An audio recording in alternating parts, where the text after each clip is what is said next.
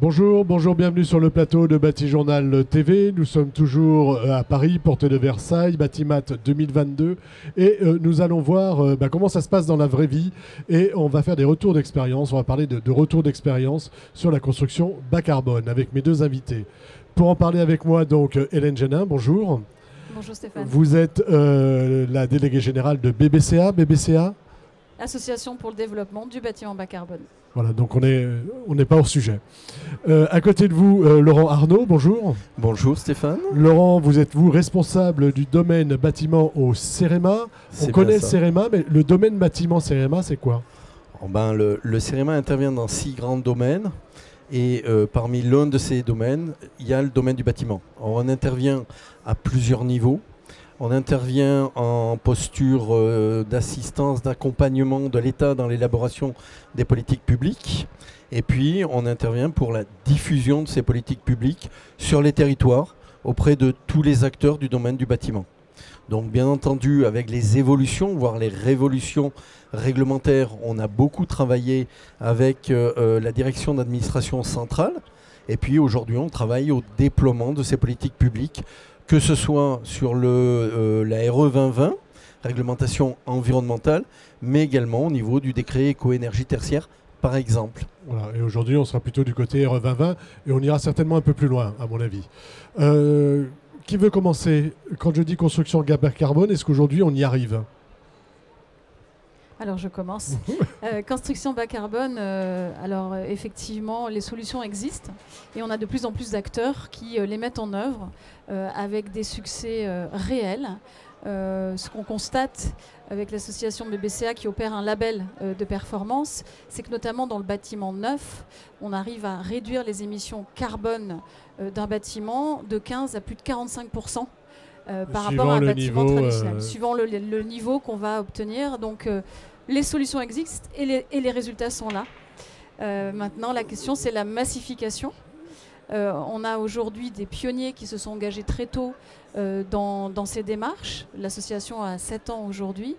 On a des progressions très fortes en fait, d'opérations qui vont aller chercher ce label d'exemplarité.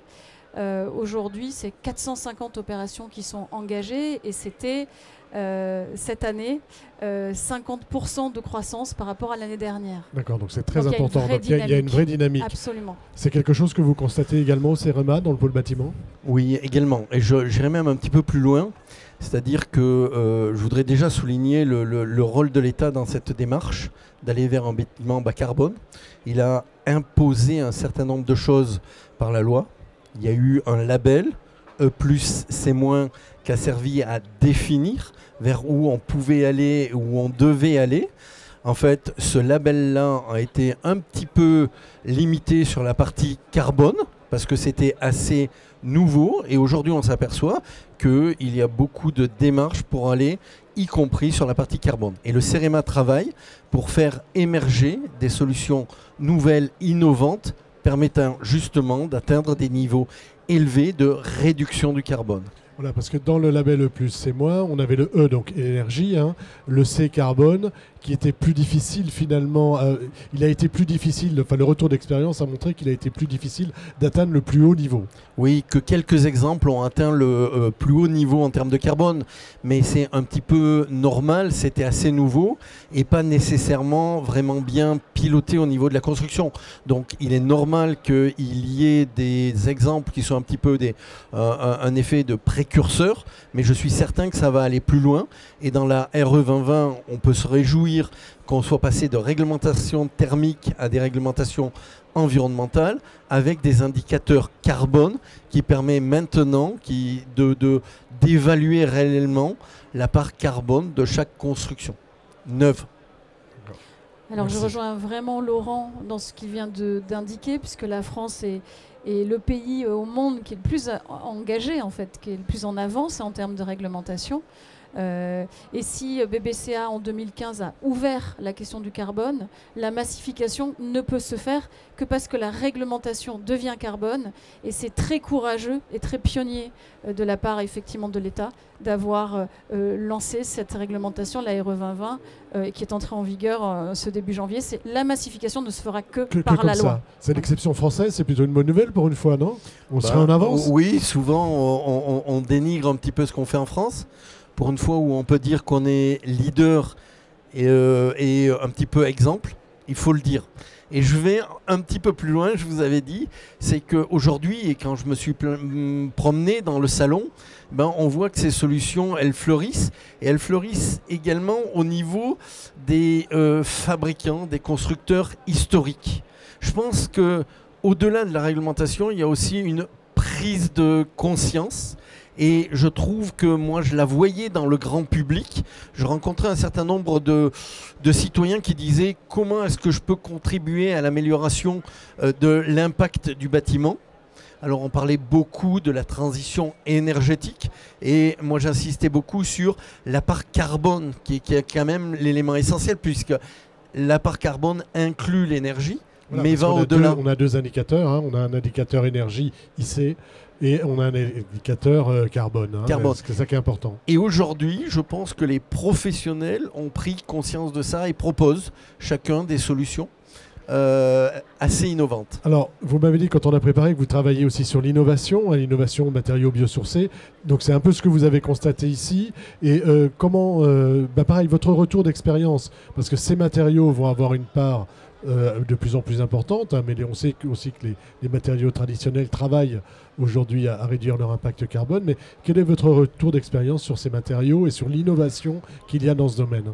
Alors, je pense que ce sont des matériaux qui sont extrêmement intéressants et qu'ils deviennent de plus en plus dans le contexte actuel que l'on a. On découvre qu'effectivement, faire traverser l'Europe des matériaux de construction, c'est peut-être aujourd'hui, c'est sûrement aujourd'hui, une aberration. Arriver à trouver des ressources pour pouvoir construire en local, c'est sûrement une solution très intéressante en termes d'impact carbone. C'est une première chose. Une deuxième chose, on a aujourd'hui un recul de plus d'une trentaine d'années sur les matériaux bio. Et si je mets dedans les géosourcés, c'est bien plus ancien encore. On les redécouvre et on montre que leurs performances intrinsèques sont de haut niveau vis-à-vis de la construction bas carbone. Et c'est à cela qu'on essaie de travailler, nous, notamment en essayant d'aller vers de la normalisation de ces matériaux. Alors, il y a des matériaux historiques, comme par exemple les bétons de chanvre, qui se marient très bien avec le bois et qui donnent des résultats en termes de construction bas carbone très intéressants. Mais aujourd'hui, il y a une diversité de matériaux qui se font jour. Le colza, la paille de maïs, la balle de riz, sont des alternatives possibles. Et y compris pour des territoires, on travaille sur des projets en Guyane, à Mayotte, où ces ressources locales peuvent être valorisées à la fois à faible coût, et notamment en les associant avec de la terre crue, mais également en termes de performance, et notamment d'isolation thermique, pour éviter d'avoir trop recours à de la mécanisation pour essayer de rafraîchir les bâtiments. Voilà, donc on est vraiment, on entame cette démarche et on l'entame au niveau de l'État, quoi. Oui, l'État a mis beaucoup d'efforts pour favoriser l'émergence de ces solutions, notamment en contribuant à la rédaction de fiches de déclaration environnementale et sanitaire, d'analyse du cycle de vie, qui permet d'avoir une analyse macroscopique de l'impact de ces constructions. Et aujourd'hui, on voit fleurir un certain nombre d'exemples concrets de réalisation avec ces matériaux qui sont très concrètement très performants. Sur cet aspect matériaux, c'est quoi le retour d'expérience de l'association BBCA? Alors au niveau de BBCA, il est clair qu'il y a un matériau qui a pris un essor très important avec le bas carbone, c'est le bois. D'une part parce que c'est un matériau qui est bas carbone, qui est en plus stockeur de carbone, donc qui concourt à la neutralité carbone des bâtiments de la France. Et puis aussi parce qu'il y a de l'innovation dans ce secteur du bois, avec des nouveaux produits qui permettent vraiment de monter en hauteur et de concurrencer notamment le béton, qui aujourd'hui est très émissif. Donc ce double effet a énormément joué sur le développement du bois dans la construction bas carbone et de son essor dans le bas carbone. Après, au-delà du bois, il y a effectivement tous les autres biosourcés qu'on va pouvoir trouver également dans les isolants. Il faut voir que dans le bas carbone, le gros œuvre représente à plus de la moitié en fait, du poids carbone de la construction. De la construction, donc, la superstructure. Absolument. L'infrastructure et la superstructure. L'infrastructure et la superstructure. Donc ça signifie que quand on veut construire bas carbone, eh bien, il faut s'attaquer évidemment à ces lots principalement pour les réduire. Pour les réduire. Ensuite, ça veut dire que... Excusez-moi, ça veut dire qu'une construction qui a une labellisation BBCA, il y a peu de béton, il n'y en a pas du tout, ou est-ce que c'est un mix de matériaux? C'est tout à fait un mix de matériaux, intégrant du béton, du bois, du réemploi, du recyclage, et puis aussi prioritairement de la sobriété matière.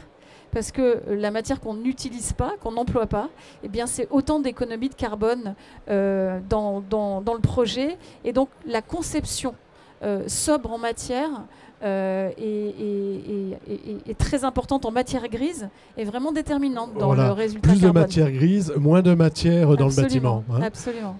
Oui. Oui, je voulais rajouter un point. Je partage complètement ce qui vient d'être dit sur la structure, la superstructure. L'association avec les matériaux biosourcés apporte à mon avis deux avantages. D'aller beaucoup plus loin, mais également un effet de captage du carbone sur des plantes annuelles qui permet bien entendu de faire que le bâtiment est un puits à carbone. Ça, je pense que le bois et les matériaux de remplissage peuvent le remplir, mais que l'effet captage me semble essentiel pour réduire notre empreinte carbone aujourd'hui. Deuxième point que je voulais dire, c'est que c'est vrai en construction neuve, mais c'est vrai également en réhabilitation.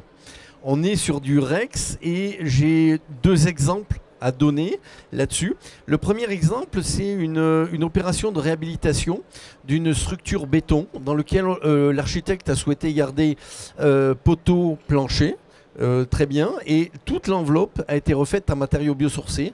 Et on a abaissé le poids de l'édifice historique, et deux, la performance a été atteinte qui était visée, et elle a été maintenue dans le temps. Je pense que c'est une petite dizaine d'années. Paris Habitat, donc sur le bailleur, et 10 ans après, les performances ont été maintenues au cours du temps. C'est-à-dire qu'il n'y a pas de perte de performance de l'enveloppe du bâtiment. Exactement. On a gardé la superstructure carbonée, mais d'il y a une cinquantaine d'années. Réutilisée, donc on est dans la réutilisation. C'est pas recyclé, c'est même réutilisé. Et ensuite, on vient faire une nouvelle peau qui est elle, plus décarbonée que ce qu'on aurait fait auparavant. Quasiment avec ce qu'on appelle des émissions négatives, c'est-à-dire que souvent ces matériaux-là stockent plus de carbone qu'ils n'en ont relargué pour être obtenus. C'est des blocs de béton de chanvre qui avaient été utilisés et dont les résultats se sont maintenus au cours du temps. Sur cet aspect réhabilitation, il y a aussi un retour d'expérience de BBCA. C'est quoi le retour d'expérience sur la réhabilitation? C'est ce type d'exemple? Absolument. Déjà, conserver une structure existante, eh bien, c'est éviter d'émettre avec des matériaux neufs, donc c'est tout gagné. Et notamment dans la réhabilitation, quand on fait de la rénovation lourde, eh bien, on conserve cette structure, le gros œuvre en place, donc c'est-à-dire plus de 50% des émissions. Ce qui était le plus émissif dont on a parlé tout à l'heure.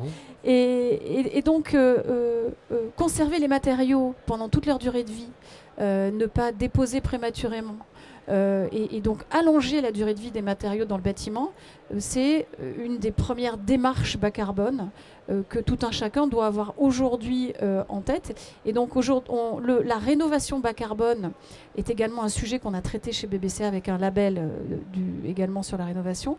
Et on a un bel essor également des rénovations dans cette démarche. On a aujourd'hui plusieurs dizaines, plus de 50 opérations aujourd'hui engagées et déjà des opérations livrées. Alors, ce qui est amusant, c'est que parfois, vous dites, bah, tiens, on dirait un bâtiment existant. Bah, oui, évidemment, parce qu'on n'a pas tout démoli pour tout refaire. Par exemple, on a un bâtiment qui est à Neuilly, qui s'appelle Neuilly Gym, qui est un bâtiment de bureau, qui est un bâtiment effectivement où les façades ont été conservées, où on a ajouté du biosourcé en termes d'isolation, où on a donc généré du stockage carbone, où on a évité de déposer ce qui pouvait toujours servir. On a fait du réemploi parce que je connais le projet et Voilà. on avait parlé avec Guillaume Carlier. Exactement, voilà. Donc cette démarche de rénovation bas carbone, c'est réellement l'avenir aujourd'hui. On a vu la construction neuve, le bas carbone, mais quand on a préparé, vous m'avez dit, et après on s'est croisés, hein, faut aller plus loin. C'est pas uniquement le bâtiment. C'est un ensemble qui va plus loin que le bâtiment. Oui, je crois aujourd'hui qu'il est très bien de s'intéresser au bâtiment intrinsèque et de l'évaluer. Mais si on en reste là, on perd une partie des solutions potentielles. Nous travaillons beaucoup à comment préparer les bâtiments existants au climat de demain au niveau du CEREMA. Imaginez que les bâtiments qui sont les moins performants, on les rase et on les reconstruit, et pour moi une hérésie. On ne saurait pas faire vu la quantité de bâtiments, et en plus l'impact carbone serait énorme. Donc on essaie d'améliorer le comportement des bâtiments existants, notamment par des questions de végétalisation. Et nous pensons que quand on évalue un projet, on doit l'évaluer sur le bâtiment en lui-même, mais aller aussi au-delà et intégrer. C'est un travail, par exemple, que l'on a fait dans le cadre avec la Solideo. La Solideo a évalué chacun de ces bâtiments, bien entendu, construits pour les Jeux Olympiques Paris 2024, mais on a travaillé sur comment créer des espaces aux abords des bâtiments qui pourraient être, en cas d'îlots de chaleur urbaine, qui sont un petit peu attendus pour 2024 à Paris. Oui, et il y a des gens qui ont très mal vécu ce qui s'est passé cet été. Hein, voilà, d'avoir des solutions à proximité des bâtiments, des îlots de fraîcheur par la naturation ou par la végétalisation des bâtiments. Je pense qu'il y a des axes d'innovation qui sont importants et le CEREMA, il travaille pour objectiver le résultat. Voilà, et travailler à une autre échelle. Exactement, à minima celle du quartier, voire même au-delà, en intégrant la végétation et puis aussi l'eau des sols et le cycle effectivement de l'évapotranspiration de la végétation sur le comportement thermique du bâtiment. Et chez BBCA, je crois que vous vous intéressez également à cet aspect quartier. Ah oui, on vient effectivement de finaliser des travaux pour mettre au point une méthode de mesure de l'empreinte carbone du quartier avec des plafonds d'émissions à ne pas dépasser qui permettent de délivrer le label BBCA Quartier, qui est un label d'excellence en fait des quartiers. Donc il a été mis au point avec l'aide du CSTB, d'Eliott et puis aussi de 2 partenaires mécènes que je peux citer peut-être. Oui, bien sûr, c'est les partenaires mécènes. Voilà, BNP Paribas Real Estate, Bouygues Immobilier et son aménageur Urbanera. Et donc on a testé une douzaine d'opérations réelles en fait, qui étaient des quartiers pour identifier les bonnes pratiques bas carbone à l'échelle du quartier, mesurer également les émissions de ces quartiers. Et puis on a complété l'échantillon avec quelques dizaines de bâtiments théoriques, enfin de quartiers théoriques, qui ont permis de déterminer ces plafonds d'émissions pour sortir ce label. On avait déjà 4-5 opérations dans notre échantillon de quartiers pilotes qui sont des très bons candidats pour la future labellisation qui devrait intervenir à partir du début d'année 2023.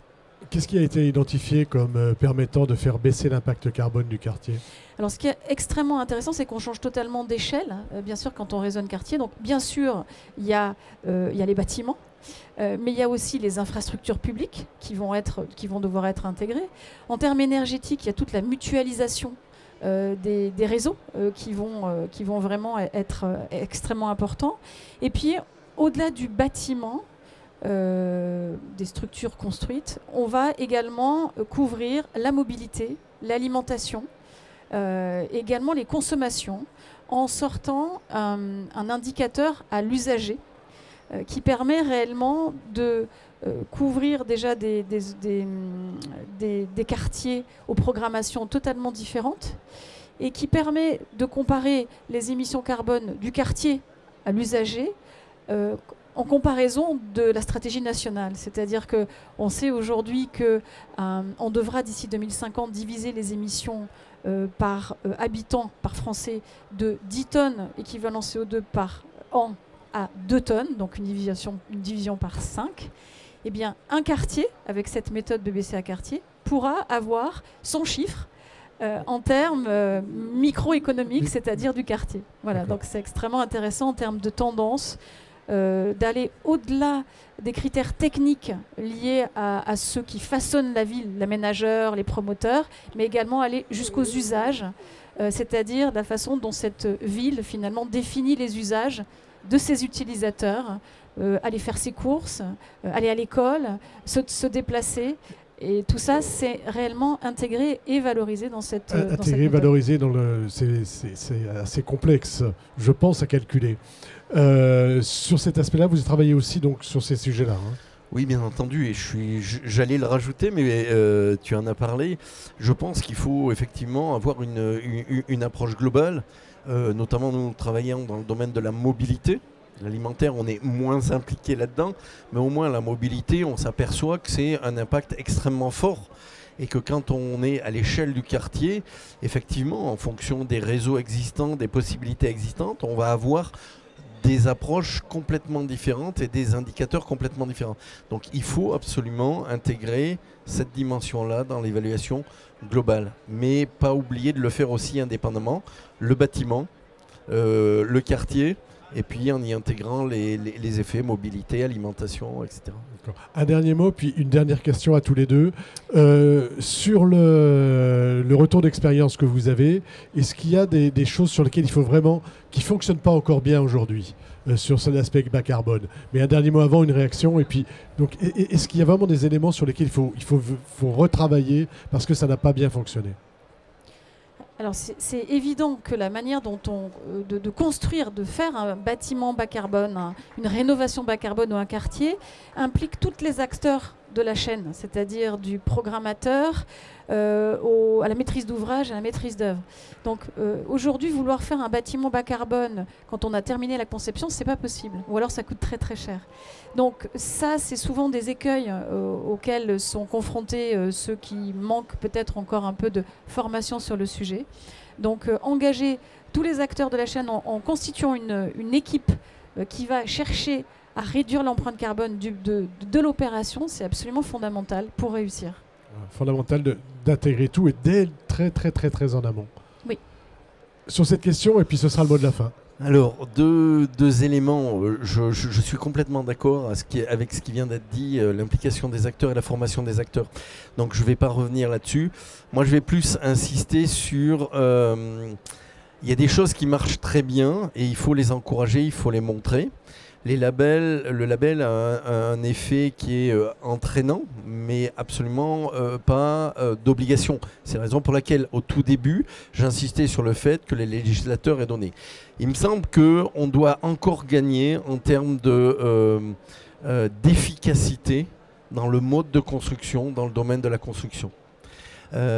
Travailler hors site, garantir les délais, garantir la qualité de la construction. C'est essentiel aujourd'hui et c'est pas encore optimisé. Il y a un projet exemplaire de votre point de vue qui se passe en Bourgogne en ce moment. Oui, je pense que le nom réel, je ne le garantis pas, c'est la Maison des Vins et des Climats de Bourgogne qui est en train d'être construit. Construction bois plus matériaux biosourcés. D'un point de vue architectural, ce sont des éléments tout différents qui un petit peu sous la forme d'une spirale. Et cette spirale a été construite sous halle, complètement à l'abri, dans des délais très courts par projection machine, en associant bois et matériaux biosourcés. C'est en cours de construction et à mon sens, ça préfigure un petit peu l'optimisation des méthodes de construction. Que l'on pourra faire par la suite pour être vraiment bas carbone. C'est ça. Merci d'être venu sur le plateau de Batijournal TV pour nous parler de ces solutions bas carbone et de votre retour d'expérience. Pour nous, c'était la dernière émission de cette session au Batimat. C'est Batimat 2022. La première fois qu'on a fait quelque chose ensemble, c'était Batimat 2012 ou 13, je ne sais plus. Donc ça fait 10 ans qu'on travaille ensemble à ce plateau. Et franchement, en 10 ans, j'ai jamais eu à me plaindre de votre travail qui est formidable. Merci Oriane. Merci Nicolas. Une émission donc à retrouver sur notre site internet Batijournal et sur les sites de notre partenaire France Bois Forêt et bien sûr sur les sites de nos partenaires magazines 5 Façades, Atrium, Planète Bâtiment et Woodsurfer. Merci à vous. Merci beaucoup.